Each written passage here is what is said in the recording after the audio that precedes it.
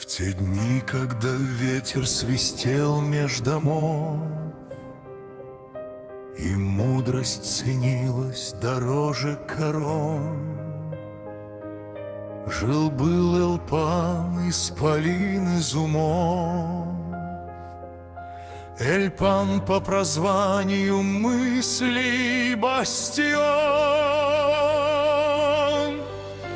Была у него голова, как яйцо, велика, кругла, заметна за версту.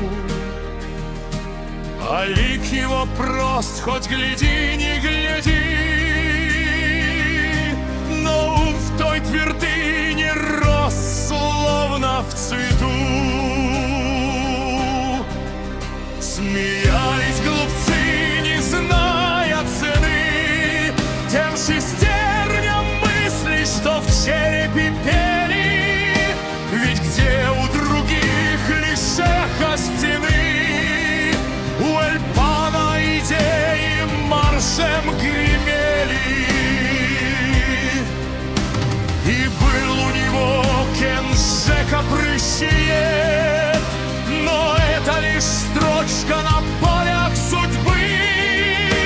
Не в дружбе той сути, не в смехе бесед, а в подвиге полном суровой борьбы. Однажды в час темный сорвался язык, и словом неострым он мать огорчил, и мир покачнулся, и ум исполин судьей беспощадным себе объявил. Я смел, произнес он, и смелость не в том, чтоб в битвах махать закаленным мечом, а в том, чтоб ответить за каждый свой гром, что вырвался глупо и бил напролом. Он взял старый ремень, как знамя в поход, не зря содрогнулись и стены, и ночь. То был не порыв, не безумный полет, а суд над собой и попытка помочь. Удар был суров, но беззлом и пустой, скорлупы треснули, жертву прияв, как Эльпан сказал всей душой и собой. Я виновен, я помню, я правлюсь, я прав.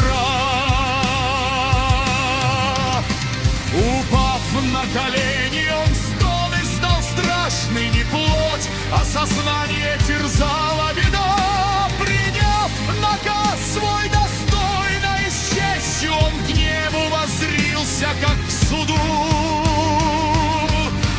навсегда.